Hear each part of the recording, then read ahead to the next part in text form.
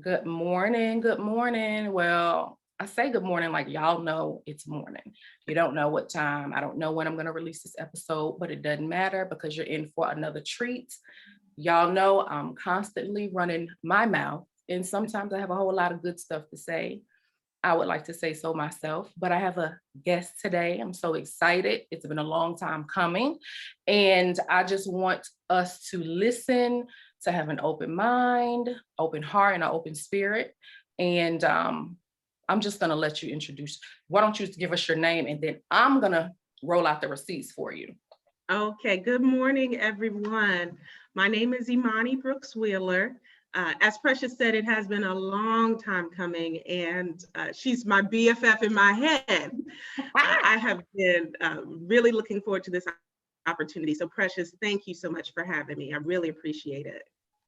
No problem. I am always so appreciative of having any type of guest because, as I mentioned to you, it is really hard to get guests because a lot of people, this is a tough subject and people are really afraid to speak out about it. And I 100% understand because everyone's not where I am in my journey. And everyone is not going to use their story for the same thing that I may be using mine for. So I just appreciate you for deciding that it was time to speak your own truth. A lot of times shame is attached to truth, even if we don't feel it. But once we release the truth, that shame has nowhere to go.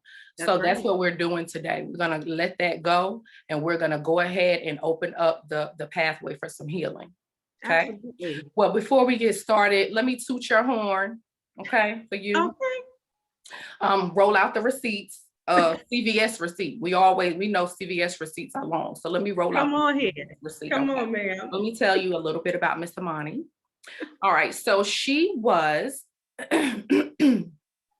solicited by the media staff of the Potter's House of Dallas as a team leader and an independent PR consultant at MegaFest, featuring over 50,000 global ministry partners and participants. She was appointed by the CEO and founder of Lay Witnesses for Christ International per executive order as the assistant media director and chaplain to the athletes for the 2012 London Olympics outreach. In advance of the mission, her assignment to this post was featured in the December 2011 online issue of Christian Today, Australia magazine. During the November 2013 LAX airport shooting, after getting to safety, Imani assisted the LAPD with the TSA employee and other passengers in recovery after observing her effective crisis communication and peace resolution techniques. She was offered a personal invitation to join Los Angeles Mayor Eric Garcetti's crisis response team. Let's see here. So much CVS receipt. Clinically trained and accredited pastoral care programs for two of the most reputable hospitals in the world, Children's Medical Center of Dallas, Texas, and UCLA Medical Center, Santa Monica. She is currently certified as a speaker, a trainer, and coach via John Maxwell International Certification Program as of March 2019. Welcome. I know there's more, but we just going to give the people a little bit. We just hit them with a little bit, not much, a little light work, right? A little light work. We got to be humble with a hint of Kanye, just a bit. Honey, look, come on here. Because sometimes, we don't want to toot our own horns, but that's when you have people like me. And I do thank you. So I'm really excited to have you here. We've already kind of discussed a little bit about what we'll talk about today. But let's start with, when did you first start listening to Unmothered and Unbothered podcast? Well, I discovered your podcast in February of 2020, right before COVID hit. And, I was just sort of thumbing through my phone and different podcast lists.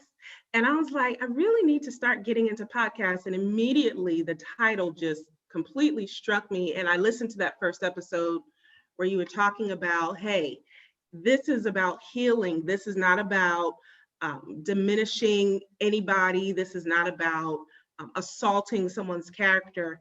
And so I loved both the title and the approach, because the unbothered piece, has such a connotation.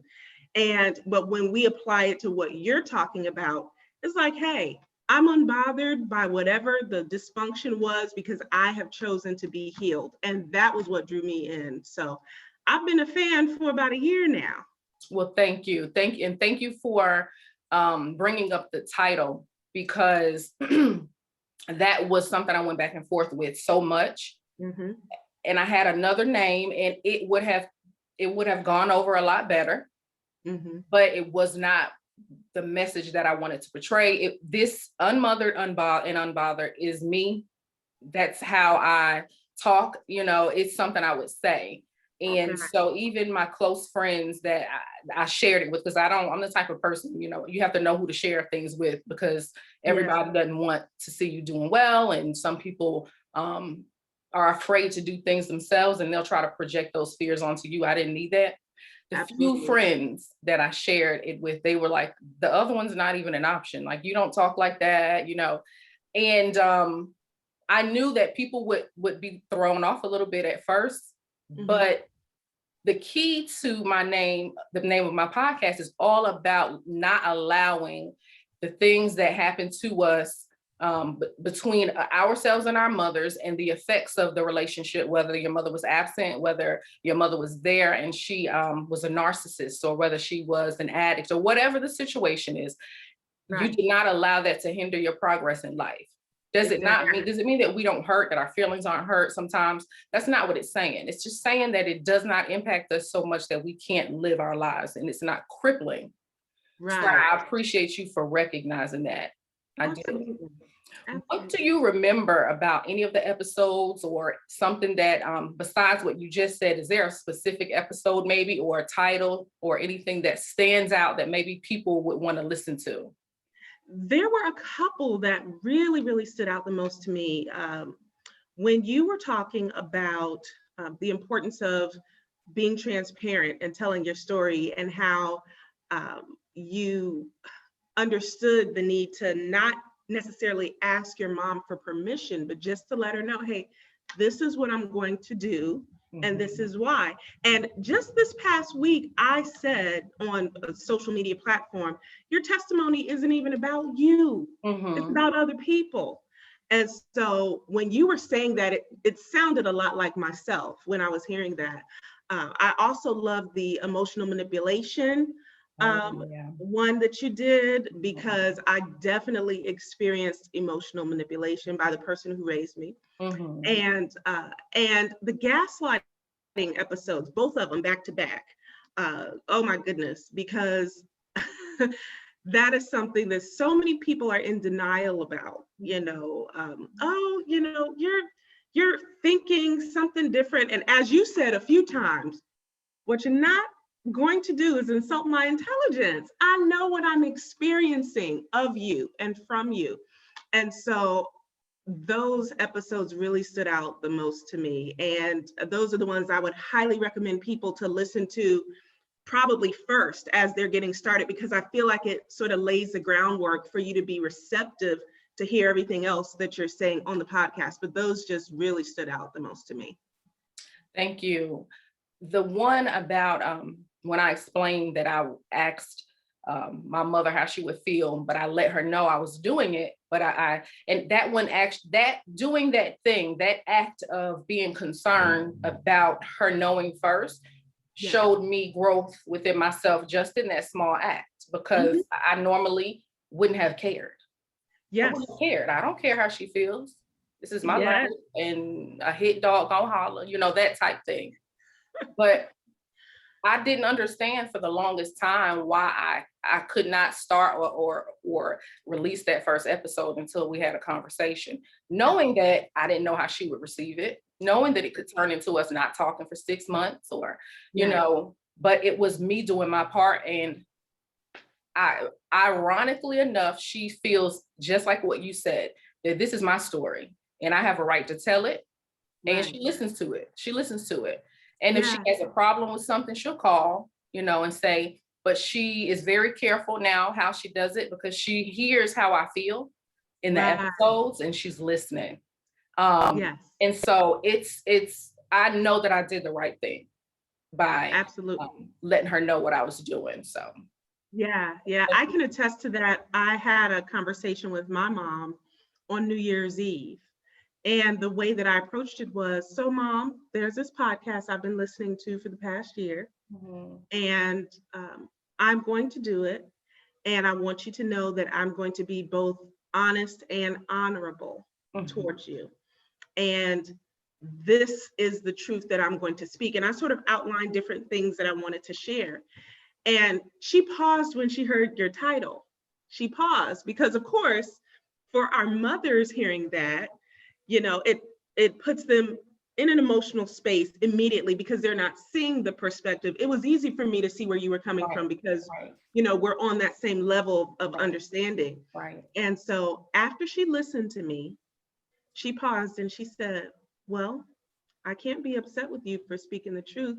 She said, I'm Mhm, glad you told me so it wouldn't catch me off guard. mhm. Because what I didn't want was for messages to be on social media, advertising, I'm going to be on this show and the title of the show and people drawing conclusions or making Yes, assumptions based on that yes, without my mother knowing. yes. And so I think, the whole notion of honoring your mother and your father, it honor has a different texture to it and a Mhm, different hue to it when you're a child versus when you're an adult. And yeah, I get that now. yes. I remember my mom telling me years ago, oh, you're just determined to embarrass us, meaning her and my father. And I said, Mom, that's not it. So when I approached the conversation on New Year's Eve, I reminded her, I said, well, you'd said that before, and I want to ease your anxiety. This isn't about embarrassment. This is going to be told in a way that is honest and honorable. And I think if people understand that you have the capacity to tell your story that way, they won't be so nervous Mhm, about coming forward and sharing the truth of what happened because they know that it's about more than just them. It's about more than just their mother. My goal is to see the hearts of mothers and daughters reunited again. And if it takes my story to do that, right, so be it. right. And it's it's excellent because I think what people have to understand as well is um, when you are being honest and you are coming from a good place, Mhm. the story even comes out differently. Yes. It could have been the worst thing possible. I find myself all the time really slowing my words down and Mhm. making sure that I choose the right words. And I turned down a few people who I've watched them on social media or even when they fill out their forms, and I can tell by their words that this is Mm. not the platform for them. We won't talk about your mother in that way. Yeah. I'm not going to be a part of bashing or blaming, or this is not what that is about. Right. This show is about forgiving, healing, and thriving in your way. And I Yes. just use my life for content. I say that all the time. I just share what worked for me, and you can see it. I mean, if you knew me personally, you would really be like, oh my gosh. But just the fact that my mother listens is something. I'm honoring her. That's I'm right. being honorable in the way that I tell it. And one thing that you also said, more people would be receptive if they Yeah, understood that there's a way to do that. there There's a is. way to do it because it's not about, I think they're still thinking about other people. Right. When are you going to consider your own healing? You know, that's so true. Someone that I was talking to earlier this week said, and I was sharing my story with her, in the store at the mall. Mhm. Um, and she said, your story is so powerful. And I think a lot of people are scared to tell it because they feel like they're oversharing. I said, let me tell you something about oversharing. That whole concept of oversharing means that people still feel like they are identified by the trauma that they experience. That doesn't identify me. That doesn't define me. I am defined by how I choose to soar above whatever came in my life and tried to take me off course. And so you can't be concerned about who's going to think what about what you say. Look, I am the expert of my story. I'm the Exactly. expert of being my mama's daughter and the experiences that I've had with her. And even if it's an inconvenient truth for others to hear, that doesn't make it any less true. Mm-hmm, mm-hmm. That is absolutely it. It's your truth. Yeah. And I think it will really, really end up, this is for anybody that's listening, that's watching. When you decide to tell your truth and you come from a pure place and you are doing it because you are wanting to free yourself, you're wanting to begin to build a bridge to your mom, whether or not you need to or not. You may not. Maybe you still have a relationship with your mother and there's something that she did that bothered you. It doesn't matter what it is. It's about the delivery. It's about the intent. That is the word. Your intentions are pure. I promise you, it will be conveyed in a way, maybe not right away or maybe right away, but it will not be misconstrued. Be brave, take control and take charge of your own healing. That's right. Yeah. That's right. You control the narrative, you know, and if other people choose to extract pieces of the narrative and thread some stuff together that doesn't, you know, quite fit, then so be it. If that pleases them to do that, more than likely they're projecting their own unhealed stuff, you know, when they take the time to do that rather than to just hear the story laid bare as it is. So, you know, it took me a while to get to the point where I wouldn't care about other people's opinions. I grew up being addicted to approval and people pleasing. Yeah. And so this is a huge step for me, you know, to be able to look and to see who I am now, standing in this truth of my story and caring more about other people being healed through what I've experienced than about people who may have something negative to say. I can't give them free PR. I can't do it. Absolutely. They get no free space. No, what do they say? You don't get to rent space in my head, in my heart, or my spirit. You can't do it for free. It's not gonna happen. Yeah. That's right. So I want to, before we get too far gone, because I can already tell we'll be talking all day. Because this is something we do need to talk about. I really, you know, however off track we become, it's gonna help somebody. Yeah. But let's just tell me a little about your childhood. Just a summarize, you know, how you were raised, where you were raised, how many people, how many siblings. Give us paint a little picture for us. Okay. Well, I'm a Jersey girl. Okay. Born in Newark, New Jersey, raised in East Orange. I am my mother's only child. I'm my father's eldest. I have a younger sister by my father and stepmother.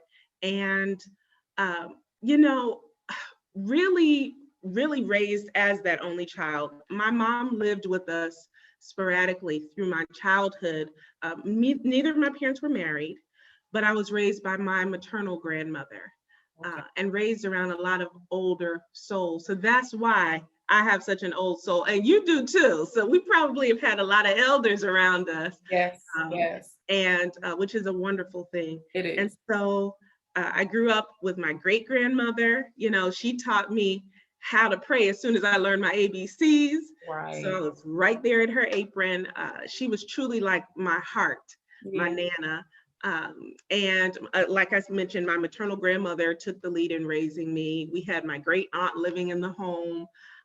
And my mom would be there sort of off and on. Whenever she was there, usually she was in the living room area. We had a fold out sofa bed, and I would just want to be up underneath her all the time. To this day, I will always say my mom is the most brilliant person that I know. She's literally a Mensa. She tested to be in the Mensa Society. The woman's mind is out of this world. And, you know, tall, 6 feet tall, lanky, beautiful. That same photo cover that Whitney Houston had when her hair was shaved and just looking really beautiful and lanky. Regal. My mom would rock that all the time. I remember my uncle saying, your mom would be floating like a gazelle down Park Avenue every time she walked. I mean, gorgeous. Everybody can't do that. Everybody can't do it. Everybody doesn't have it. And so I was able to see her both as beautiful and as wounded when I was a child. I've always been very intuitive, and she picked up on it when I was as young as 3 years old.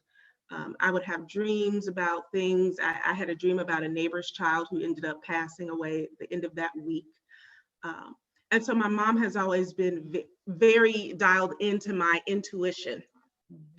And, you know, growing up, I saw her as she was back and forth go through a lot of painful experiences, domestic violence. I would see the black eyes and the bruised lips, and I wouldn't see it happen to her, but I was there sort of trying to be the fixer and the rescuer whenever she would come around. And so a large part of my childhood was dealing in codependency, the need to be needed, the rescuer of the mommy, and then also the perfectionism that came because I was raised up in the church, in the holiness church, and there was a lot of legalism, a lot of facades. You know, it's all about who you are externally. And, you know, if you can get up in front of the church and quote your alphabet scriptures and everybody claps for you, then you look good for the family. And so at a very young age, there was a lot on me emotionally. So that's pretty much a summary there.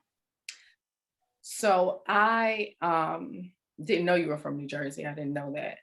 I'm from New York originally, Westchester, from Mount Vernon, lived in White Plains. So Yeah. I've been in Alabama over 20 years, but that is still home. If the pandemic hadn't hit, I would still be back and forth. So I didn't know. That's an interesting fact.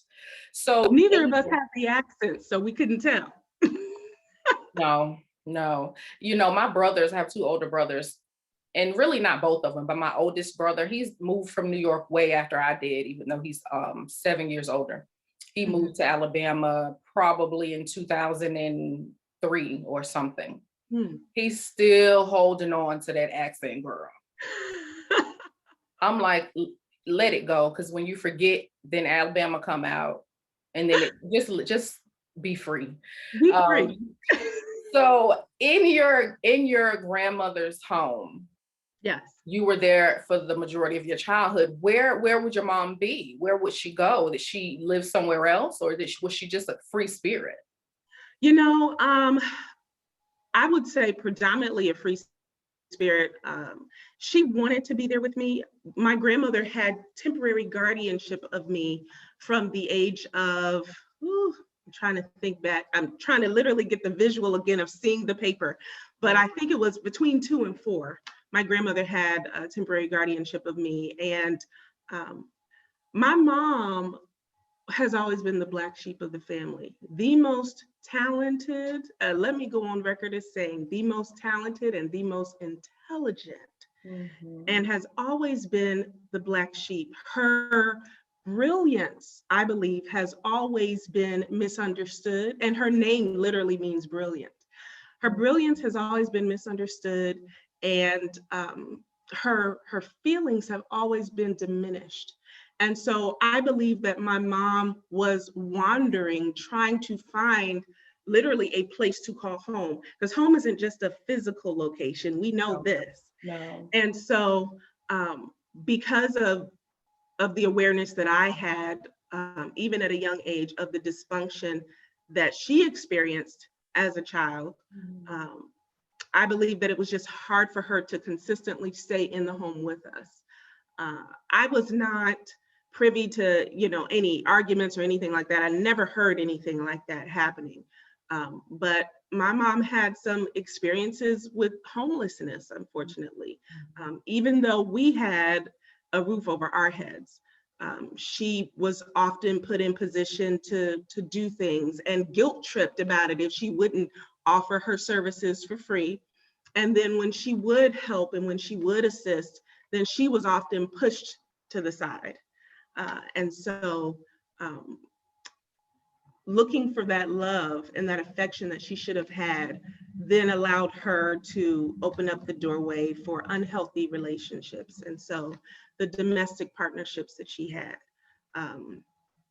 really unhealthy men who came in her life, and that she suffered a great deal at their hands, you know, both physical abuse and emotional abuse. that she experienced. So I believe it was a combination of literal homelessness, in addition to living off and on with some of these domestic partners. So I think it's so wonderful that you were able to see your mom for who she was, even as a child. I didn't begin to appreciate who my mother was, her gifts, her talents, her personality traits that are awesome. I didn't begin to see those at all because number one, my mother was absent. She wasn't in my life. She just, for chunks and chunks, I didn't know where she was. So I still don't really know her. We're getting to know each other because I just don't know her. But I didn't know those things. And the biggest key is I didn't care to know because I was so angry. Because I was so resentful. I did not care to know, or at least I acted like it. Facade. That's my favorite word, facade. It was, I didn't know that I cared. I really convinced myself that I didn't care. I didn't realize, that underneath I needed to dig all that stuff up and it would come all out. But I wasn't able to see. I noticed things every time I talk to her that I love, that I think they're great traits, and I see myself in her now. I never saw that. People don't realize how wonderful that feels when your mother's not been in your life at all. And, you don't come into your dad's life until you were 16, which is my story. I didn't have anyone to connect the dots with. I don't look like my brothers. They have a different dad. It's just different. We weren't all raised together. I was pretty much raised like an only child, not in a good situation, but I wasn't raised with them. So it's wonderful that you saw that at a young age and was able to appreciate it. That probably saved you from a lot of heartache. Imagine if you just thought these horrible thoughts and you just thought she didn't care, she wasn't there, you didn't know the homelessness, or even think that, hey, my mom is the black sheep, and you were able to see that as a child. And I think that is so wonderful. Precious, I had a couple of experiences. I remember, always being really gung-ho about school, academics, all of that. Like I said, I was born from this intellectual mastermind. So spelling bees, all that stuff, I've loved it. And I always put pressure on myself because of the pressure I felt in the home that I was raised in to be perfect, to get it together, to have it all together. And it was my mom who told me, Imani, as long as you've tried your best, that's all that matters. And my Aunt Sharon, her best friend, who is now deceased, I remember us being at Aunt Sharon's home and my mom saying that. I have different vignettes of moments that I remember like that are really clear. And I remember her telling me that, and she said it more than one time. So I always knew when it was time to step up to the microphone to speak or to spell or whatever, that as long as I did my best, that would be good enough for my mom, whether she was in the same home with me or not. But trying to fight through the perfectionism that was more prevalent than my mom's voice, that was the hard thing for me. So I definitely experienced my mom telling me, hey, you are enough, you're good enough. And I think because she didn't hear that enough, she made the decision to say that to me. Then I had another experience, maybe between the ages of 10 and 12. And at that age, I had already helped to save my mom's life, not once, but twice at that point, Precious. But I was sitting in church and my grandmother was speaking. We were at a guest church. And I remember her mentioning my mom from the pulpit. She didn't say her name, but she gave a full-fledged description of her. And I remember her saying, this brilliant woman just wasting her life. And I was like, what? And after the service, I said to her, why were you talking about my mom from the pulpit? I've always been cut from a different cloth, okay? I'm not the type that you could just come and tell me the sky is blue and I'm just going to take your word for it. They being different family members, including my mom, have always said, oh, that one is different. They didn't necessarily like the difference all the time. Right, but they had to acknowledge it. And she had to acknowledge it. And so I was very direct. Why were you talking about my mom from the pulpit? And my first experience with gaslighting, Precious, was this moment when she said, well, how do you know I was talking about your mom? That day, internally, I made a decision that I would never do anything ministry related. What we see now, you read the bio, but it took some time and some years and some healing and restructuring my mindset around what is real ministry. Yeah. You know, what does it look like? Because no, you don't talk about my mom from the pulpit, especially when we know that the reason why a lot of these issues exist that she deals with are because of brokenness that you have never addressed or admitted to. It started somewhere. It didn't start with my mom. The dysfunction never started with her. But no one acknowledged that. And that's something that I saw as a kid. And I didn't know how to give voice to it because my voice was suppressed so much, you know. You can raise your voice to do spelling bees and speech meets, and you can raise your voice to help everybody look good, but you can't speak the truth and think that you're gonna get away with it, because then it was a, you know, that stare you get in the Black community. And right. God forbid, oh, she's disrespectful. No, I see it for what it is, and you have to acknowledge the truth, the whole story here. You can't just talk about this brilliant woman is wasting her life. She didn't wake up saying, I want to have a drug addiction. She didn't wake up saying, I want to deal with homelessness. She didn't wake up saying, I want to be in domestic violence partnerships. She got there somehow. And it's not all on her. It's not. Did that day change the relationship that you had with your grandmother? Oh, I'm certain it did. I'm certain it did. I didn't even really uncover that day or that moment until I did the chaplaincy program at UCLA Medical Center in 2013. I brought it to our group. Among other things, something else that she often said, which we hear in our community, especially as Black women, you always have to be 2 or 3 times better than them to be good enough. And I, being the only African American in my group at UCLA Medical Center, I brought that to the group. And my supervisor said, but even that is a limiting mindset. And I was like, whoa. And I mean, when you go through real pastoral care, I'm not talking about going online, getting the certificate for $19.99 plus shipping and handling. I'm talking about when you really do the work. And you have to sit there and lay bare your issues. That's something that unfortunately we don't see a lot of. We don't see enough of in the Black church. But when you go through these pastoral care programs that are multicultural, and you got to sit in, what they call IPR, interpersonal relationship seminars, and you have to uncover that stuff. And he said, no, you don't have to be good enough. Imani, you're here at UCLA Medical Center. Love it. Because you are enough, period. This gray-haired, blue-eyed Norwegian man whose role model was Dr. Martin Luther King Jr. Oh yes, love it. Told me that you're good enough. So I discovered that I had limiting beliefs that had been planted there that were just a part of the fiber of who I was. And it wasn't until I got there that I started to unravel and uncover. So yes, that was when, in 2013, was when I really delved into that scenario that happened at the church. And I said, wow, that had an impact. That had a real impact, which was for a while limiting the way that I even interacted with the patients that I would see. Because God forbid, I don't want you to call me the reverend or the minister or whomever. I don't want to hear terms and titles that remind me of what I saw.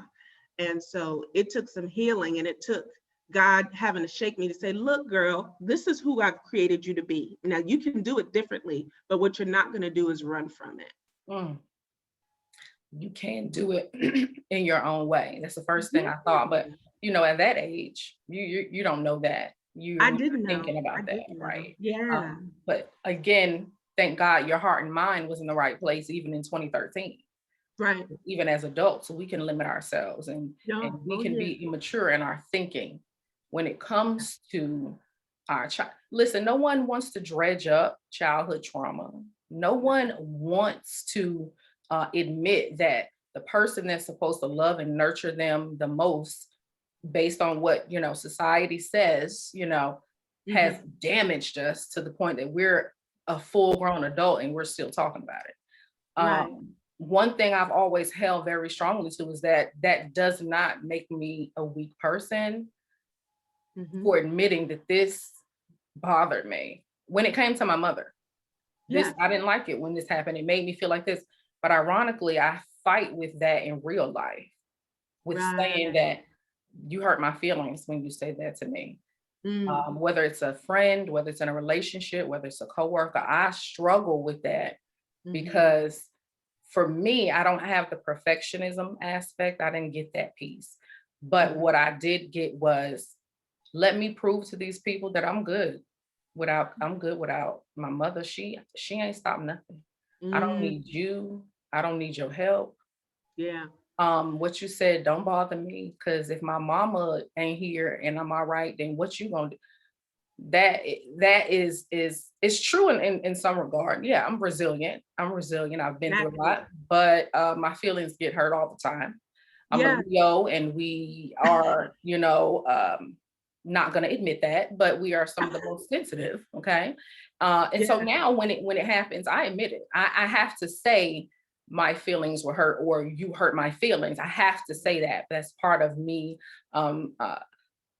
changing the way I think and understanding that it doesn't mean that I am a weak person, because that's exactly what was attached to that for me. So it's about, like you said, in 2013, you were in a place to receive that. And I'm just happy that you were, because things would have turned out differently had you not been, I ain't listening to this man. Go ahead and talk. You don't know my life.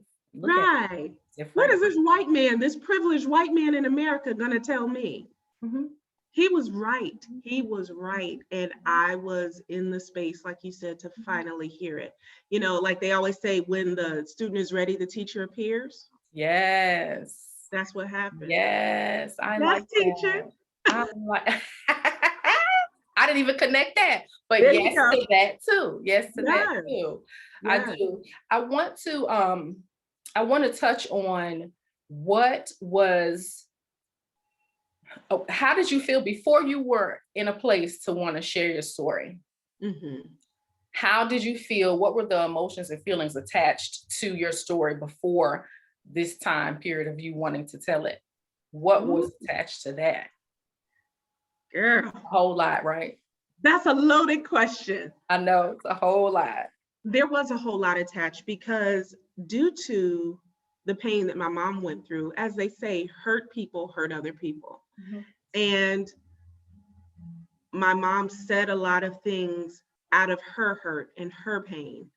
And in addition to the fact that, again, being from Jersey, after I graduated from 8th grade, and I neglected to mention that my grandfather was a part of my childhood. And please let me take this moment to mention him with his wonderful, fine 86-year-old self, 6'4", honey. And he is like my BFF of my family. He's got more sense than anybody. Okay. So I want to go on record saying that I love my grandfather. Every single morning he sends me an audio message saying, "Good morning, Imani, love you." Every day. He was a critical part of my childhood. Well, the day after I graduated from 8th grade, he drove me to North Carolina. We moved to North Carolina because the story I was told was that I had a family member who died and willed the house to my grandmother. But there was never a conversation with me about how I felt about moving to North Carolina. Now, I didn't feel like I had the capability of staying there and being with my father because, he was married and I felt like he had his family over there. And I just really didn't feel like I fit in. Then with my mom, there was the instability. So, I'm like, I gotta go. 13 years old, I gotta go. But I went through high school depressed the entire time. In North Carolina. And I went from the north to the south, from private school all my life to public school, and then transitioning from middle school to high school, all in one fell swoop. Plus, I'm leaving my parents. Regardless of the fact that they weren't married, they weren't together, I knew if I just wanted to see my mom's face, she would make it happen.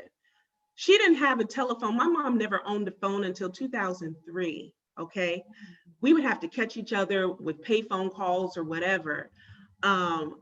I would sporadically go to my father's house, but at least I knew they were in proximity. But North Carolina, and I'm 13, I don't have the ability to get up and go and do any of that. So my mom would write me letters, and that's when she started slowly easing me into the concept of her having mental health concerns. She was diagnosed as bipolar with schizophrenia. And growing up in the Holiness Church denomination, again, you know, everything is a demon. We don't take medication. We don't believe in chemical imbalances. We don't go You to just therapy. have to lay on the altar until you get right. And there are so many elements that go into mental health that people just don't even want to acknowledge. And so with me growing up in that environment, I'm thinking, oh, I'm just gonna pray and I'm just gonna fast and and my mom's just gonna be okay. And so I'm sure that I ended up projecting that onto her, which brought a strain to an already strained relationship. So I'm going through high school, my mom's not there. She comes for my graduation, and she ended up telling me that afterwards, after I graduated, she looked at my grandmother and said, "You finally have your perfect child." And my grandmother said, "I sure do."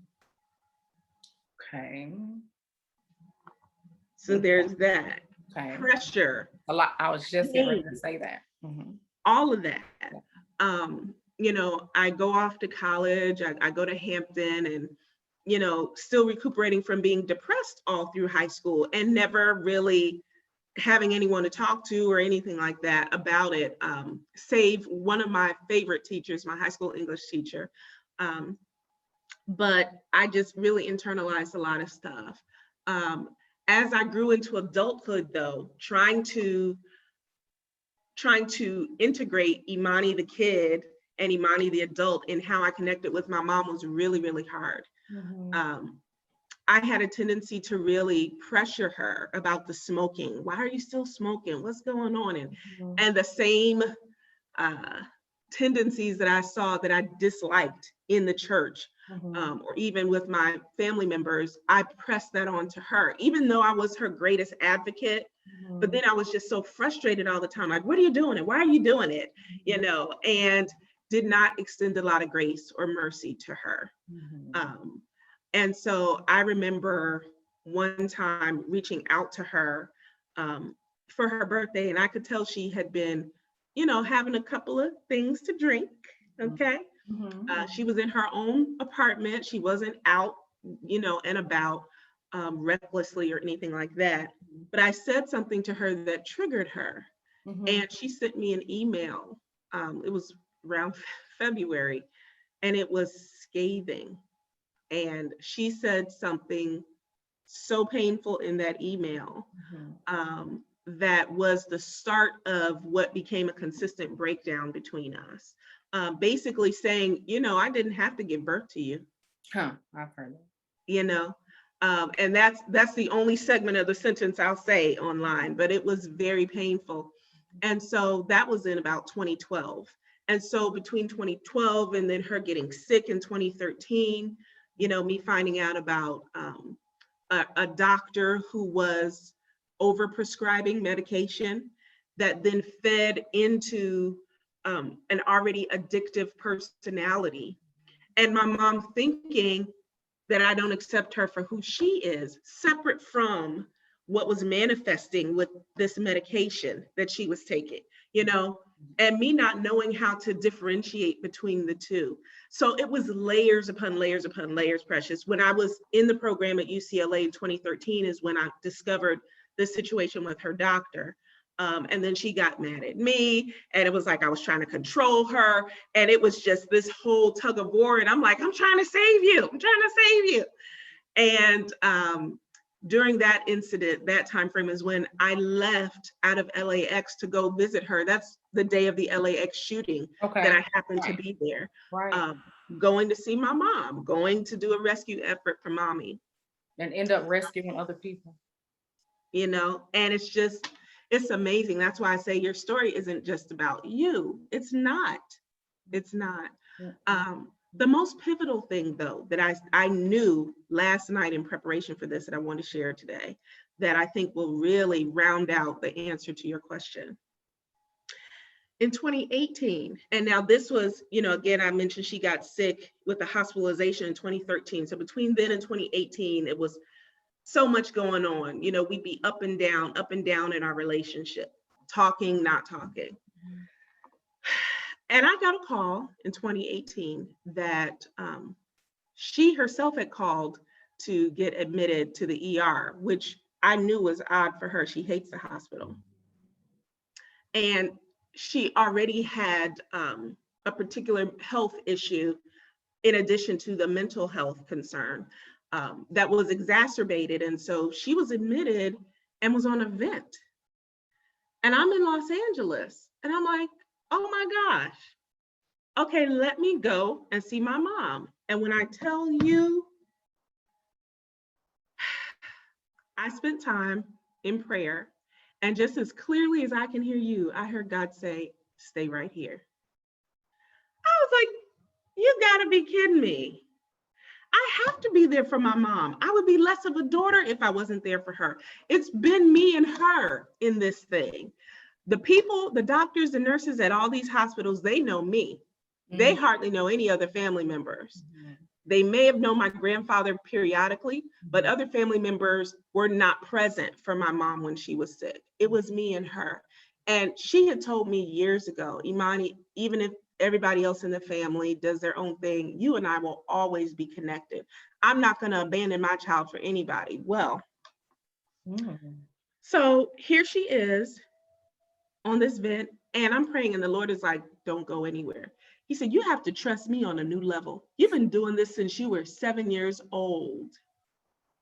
You've been rescuing your mom. That's not your job. That's a script that was handed to you as a result of her being in a traumatic situation, but that's not who you are. And if this is going to break out of the fibers of your being, you have to trust me. She will not have the breath of life unless I give it to her. It has nothing to do with you being in New Jersey. Girl, he whooped me. Do you hear me? Put you in your place. Put me in my place. And he reminded me of one of my favorite stories in the Bible where it talks about the centurion general who went to Jesus and said, look, one of my servants is sick. Now, I'm a man of authority, and I know that you're a man of authority. You don't even have to come. Just speak the word, and it'll travel to where he is, and he'll be healed. And God said, you remember that story? You are your mother's only child and her legal next of kin. I need you to trust me. We need to put a stop to this cycle. Your heart is in the right place, but we got to stop this. And so I told my circle of friends and everything, and I had people, still have people in New Jersey who have been my rock, who have been there at my beck and call while I was doing pastoral care and helping other people and working with folks who were on their dying, you know, in their dying moments on their deathbeds and comforting families. I've had people right there for my mom. And so I always say you reap what you sow, not necessarily where you sow. And honey, look, let that marinate real quick for you, okay? Let it marinate, Miss Precious. Let's take a moment. Let's. Ooh. Ooh. Ooh. Is that marinating? In my spirit, yes. That right there. Yes. So I decided to call some people together and said, look, y'all, I can't go to Jersey. I've been given the directive not to go, but let's have prayer together and let's fast. So we fasted, a group of 20 people fasted with me. We had a prayer call. The next day, I get a call. Hi, may I speak to Imani Brooks-Wheeler? Oh, this is she. Person disclosed their name, mentioned that they were working with my mom, and they said, may I ask you, what's your relationship like with your family? I said, oh, it's strained, you know. I said, why do you ask? He said, And he mentioned who those relatives were by name. He said, or by title rather. And he said, because your so-and-so and so-and-so are here trying to make medical decisions about your mom behind your back. And I got up and walked out the room. I said, she has a daughter. I got up and walked out the room and called you. Oh, wow. If that was not God reminding me. Right. And the doctor said, look, young lady, you stay where you are. You stay in LA. There's no need for you to come here. He was like the voice of God resonating in my ear. And he said, look, we got to do a tracheotomy. We have to do a feeding tube. Anything we need, we will call you. You give us the directives, we'll call you. God had just told you that you didn't have to be there. He just told me. But I'm going to drop this other nugget on you and for all the listeners. One thing I had to discover is that control is protection from a place of pain. Mm-hmm. So the control that I experienced growing up, and even though people probably wanted to say they weren't being controlling, they were controlling, manipulative. That was protection from a place of pain because there were situations in their lives prior to me even existing that they had no control over. And so when you feel like you've lost control, you do everything you can to try to garner it and pull it from any direction. And I had fallen into that trap, that generational trap. And God was like, look, if you're going to do things differently, we got to stop this here and now. We have to nip this in the bud. And so my mom has always said, Imani, why are you so concerned about me? You're living the single Black woman's dream. She's always pushed me to do stuff on my own, but I've always been so immersed in her stuff. Not because she wanted me to be, again, but because that's all I ever knew. She's always told me to go and do my own thing. And I didn't know till I got accepted to the program at UCLA that my mom was accepted to UCLA in the 70s to attend school, but she didn't go. She felt the need to stay home in New Jersey. There were a lot of reasons why, guilt trips, etc. She never revealed that to me until I was accepted. She said, I want you to go. That'll make me feel like I'm there. I want you to go. I want you to do this. So she's always encouraged me to go and live out my own dreams and truth. But in December of 2018, after she had gotten discharged and and I had informed the people at the rehab about the previous doctor doing all this extra stuff and the over medication, she got upset about that. She felt like, again, the control and all that was there. And I remember her getting on the phone and saying, I don't want to talk to you. I don't want to talk to you.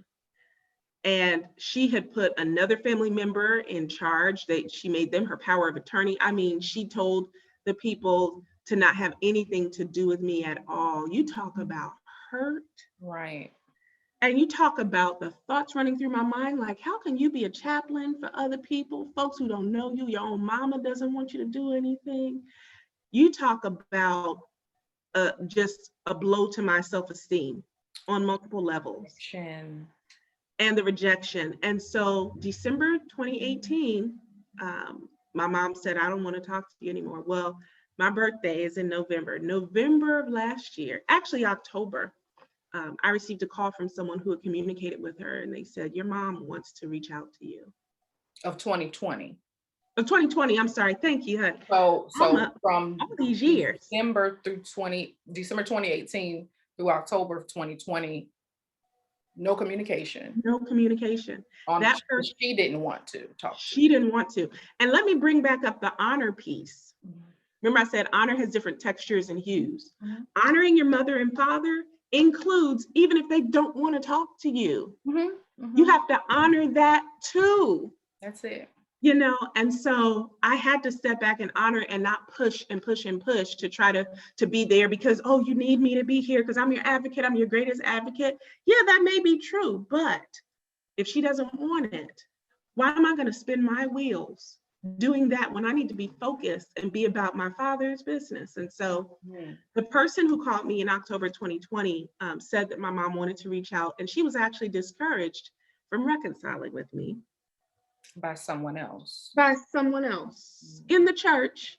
But she said she wanted to do it. Oh, honey, yes. And my birthday is in November. And I heard from both my parents on my birthday. The first time I'd heard from both of them on my birthday in probably 20 plus years. Wow. And that was the greatest present. And I got a lot of stuff this past birthday, like tangible stuff, right? Oh, yeah. I was like, y'all go on and bring the cash apps in. Okay, people. Right. But that interaction from those two people who are responsible for me being here today was the greatest gift. And so Mom and I actually spoke on the phone for the first time since December 2018 on New Year's Eve. And she told me, she said, Imani, for the past year, God has been dealing with me about needing to talk to you. And the doctors had given her a very grim prognosis that she wasn't even supposed to be here past April of last year. This woman has survived with major medical issues in the midst of a pandemic. And God spared her life because she said, I could not leave this world and do a disservice to you like that. I couldn't let that rest on your consciousness. So when I tell you, that is literally the journey. It's a long one, but that's the journey that it's taken for me to get to this place today. And I had to explain to her because she was like, okay, I need us to take stuff one step at a time. I don't want you calling the facility. I don't want you talking to people. I said, Mom, I'm not there anymore. Yeah. I'm not there anymore. Yeah. And so it's taken some growth and maturity for me to understand that for as much as I love her, God loves her more. And I have to step back and I have to let him do what he needs to do in her. And I need to focus on me. And I told her, I'm finally focusing on me. She said, I'm so glad because I've wanted you to do that this whole time. So that's where we are today. I let her reach out to her comfort level. She's more comfortable texting than calling. So I wait to hear from her. Some days I may just text her, hey, Mom, love you. Yeah. Keep it short and sweet, nothing heavy, Yes. I leave the heavy stuff for a therapist. You know what I mean? I know that's right. Therapy. But that's how I got to this place. It's been a journey, but I've had some people walking very closely with me. I've had people who I thought were good for me who weren't because I was in such a mental space. When you're going through so much emotionally, sometimes your discernment is low. Yes. Honey, I but always feel like that's because I'm not close enough to God. Like I'm almost away from that covering. So I'm off a little bit. Honey, but look, once the scales started falling, I was like, y'all good and crazy. What was I thinking? Right. No, off you go. God bless. Right. Go with God, and so I have been in the process of reinventing, reassessing, renewing, replenishing, redefining, and it's been wonderful. It's been a journey, but I've had to be honest with myself, honest with God, and now I have the pleasure of being honest with my mom and telling her, Mom, I honor and respect whatever it is that you want. And even though she has a desire to even to change certain things so that I do have that authority again from a documented standpoint, I told her, I said, you don't have to do that. I said, Mom, I'm always going to be who I am to you, no matter who's down on what on a piece of paper. I am your only child. I am the fruit of your womb. And no one can take that away from me in a court of law or anywhere else. So it's all good. And I just needed to ease her mind and let her know I'm good. Because I know where my help comes from. And I know who gives me divine downloads and who shows me stuff that's happening behind my back from across the country. I know in who I believe. I know in whom I serve. And I can rest confidently in that. So we are on this beautiful pathway towards reconciliation. And it's happening in such an unconventional, beautiful way. And I'm just stepping back and letting God do his thing. That is a beautiful story because you have in your life, you've been honest and honorable, and you've shown in this interview in telling us your story, because that's so important, because people just think that what we're doing here is so disrespectful, and you can't say anything if it's true, but it is a negative thing or something that may not be appropriate, or what we deem as appropriate, even if it's small. Your mom saying that she prefers to text over calling, something simple, right? Right. If you saying that to someone, that would offend them. You don't tell people those things about your mother. You don't say that about you. I mean, the smallest things get me, that people think I'm being disrespectful about, Yeah. because Yeah. we have been conditioned culturally, I think. Yeah. I think it's societal too, but I just think Black people, it does not matter what your mother does. You just don't say anything about it, and you're just supposed to tolerate it. And I don't understand that, but I just love that you're able to still tell the truth. Yeah. But you're honoring her and your life. That has been a theme of you all's relationship. Yeah. And that's just admirable, because even as a child, you were able to do that. And that's the beauty in this. And this is what I want everyone that's listening and watching to understand, that you can be respectful and honorable and still honest in telling your story, because whoever is supposed to be receiving it, your mom, your whoever you don't know that's going to take something from your story, they will receive it in the way that it was intended. You have the right intentions, and if you are coming from a great place, and I really thank you for sharing that, and showing us that you're meeting your mother where she is. I say that all the time. I'm doing that now with my mom. She's not going to ever be the mother that society says she's supposed to be, that I've said she's supposed to be. She's not going to be. She's who she is. Yes. And I am so appreciative for what we have now. My mother prefers to text too. And she doesn't want to talk all the time. And even if she calls, she'll be like, I ain't gonna keep you long. And I'm just, to myself, I'm like, I know, it's fine. It's good. Because I don't necessarily want to just sit on the phone either. But I understand that now that I've really done the work. And in the past, I would be offended, and I would have been like, you don't even want to talk to your daughter. That kind of thing. That was me. But I'm just not there anymore, because we're not perfect either. There's some things about us that people are like, we just don't have to just take Imani. That's just, that get right. So it's just some things, right? It's just Precious always talking. She got an opinion about everything, but I love her. So if we want people to, to meet us where we are, you know what I mean? We have to do the same thing. We have to do that. And it's also amazing. I'm gonna point out that most of your growth happened when you guys weren't even talking. That's the key. Communicating. The same with me. That's the key right there. You can't worry and wait on them to be on the same page as you. No. And that's anybody in life. If you're listening, and this is not about your mom, because I got a lot of friends who listen to run my numbers up, and I love y'all.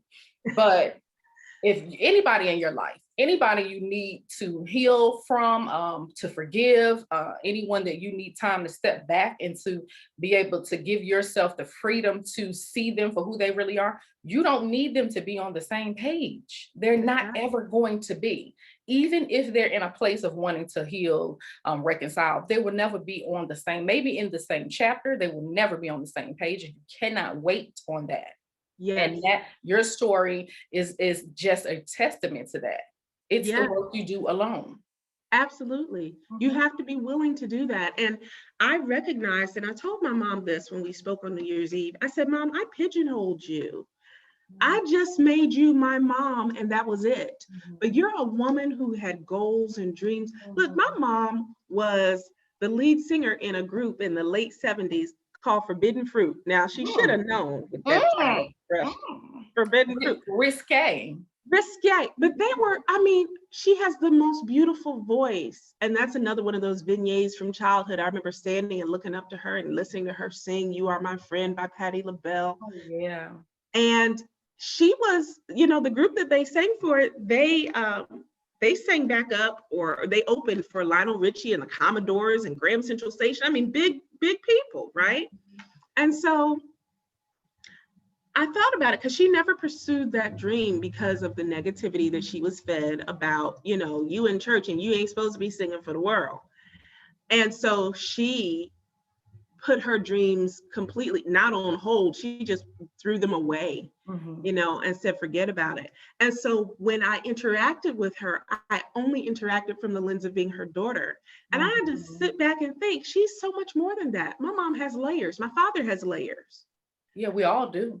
Yeah. And I said, these were two people who were broken and happened to make a baby, and I have to see them for who they are, for the layers that they have, even reaching out to my father, in November and asking him to forgive me for whatever residue I gave to him as a result of what I experienced and things I heard about him that were more than likely 9 times out of 10 not true. And people would be like, what you apologizing to your father for? He's supposed to be there. He's supposed to. Yeah.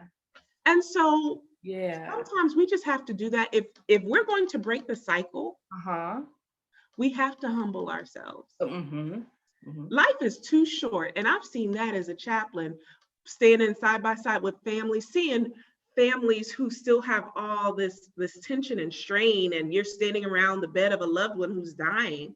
I've seen way too much to continue to let life go by and not just say, hey, look, let's put everything else in the periphery where it belongs. Let's focus on what's really important.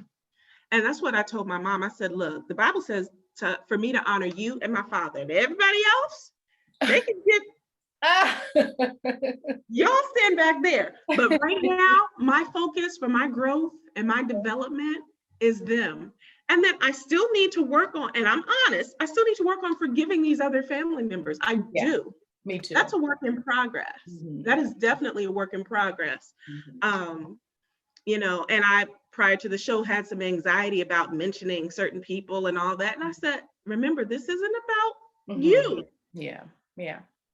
So, again, seeing my mom for more than just being my mom, seeing her for the fullness of who she is, the beautiful woman that she is still to this day, with all that she has going on health-wise.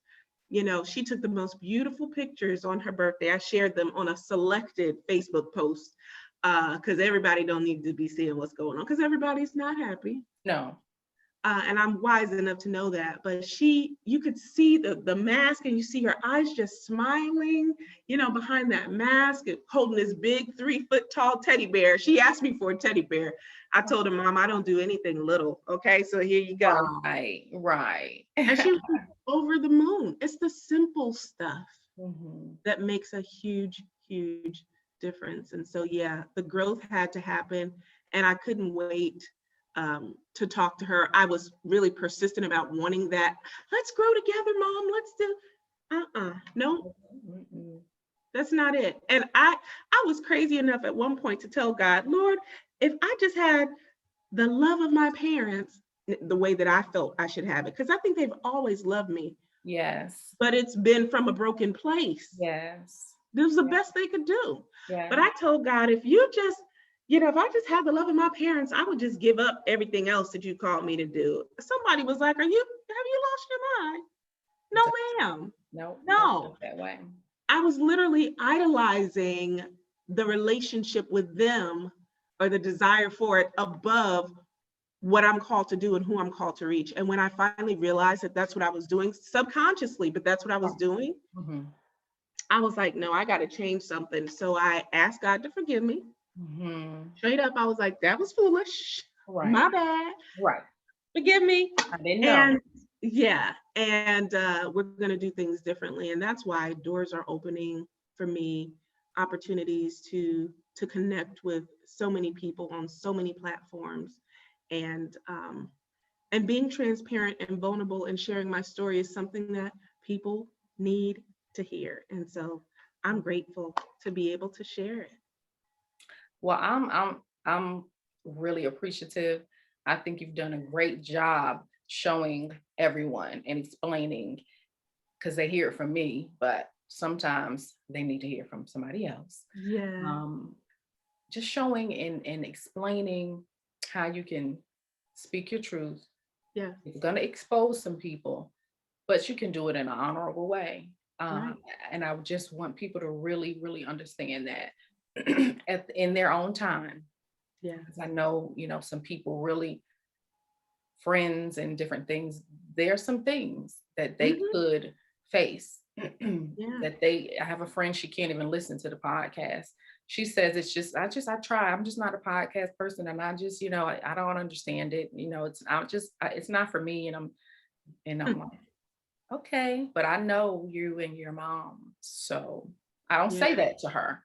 I just say, Yeah. okay, well, maybe one day you listen to one that, but she's it's gonna be triggering for her. And I think she knows that. So this is Yeah. great for people to understand and hear that, listen, you love your mom, you admire her, talk about her in such a wonderful way. Yeah. No love lost, None. So thank you so much. Thank The you. time has been great.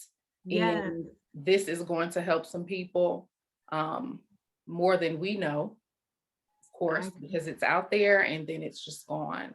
And that is fine, because we are not doing this because you want someone to come back and say, it's not what it's about. Right. As a teacher, I know that, you may Right. never know how far, the things that you said or how you treated someone will reach, but Yeah. it's out there somewhere. So thank you That's so much for your time. We'll you. make sure to keep in touch and see what we need to Yeah. do and follow up. But where can people follow you or reach you, contact you, Yeah. let everybody know? Okay, so I'm in the process of rebranding, but I'm still at www.meetimani.com. Okay. So again, that's www.meetimani.com. I'm there. I'm all over Facebook. That's the social media platform that's really my favorite. So Okay. I'm on Facebook, on Twitter, at Meet Imani dot written out dot.com, Okay. and also on Instagram, the same handle at Meet Imani dot.com. So And I'll have it in the show notes. So yes, they'll be able to reach yes, out that way. yes. And Well, oh, go I'm ahead. so grateful to you. I just, you have no idea. This has been a long time coming. I got in touch with you a long time ago, um, but it just wasn't the time. My mom and I had not reconciled. It wasn't the time, but I think just making the connection was important. And my last little nugget I want to leave for someone who's still vacillating back and forth between, do I tell my story, do I not? There's a difference between speaking of your story and speaking from it. Mm-hmm, When you mm-hmm, speak from, you're speaking at a level where you're still sort of kind of equal with the trauma that mm-hmm, happened. mm-hmm.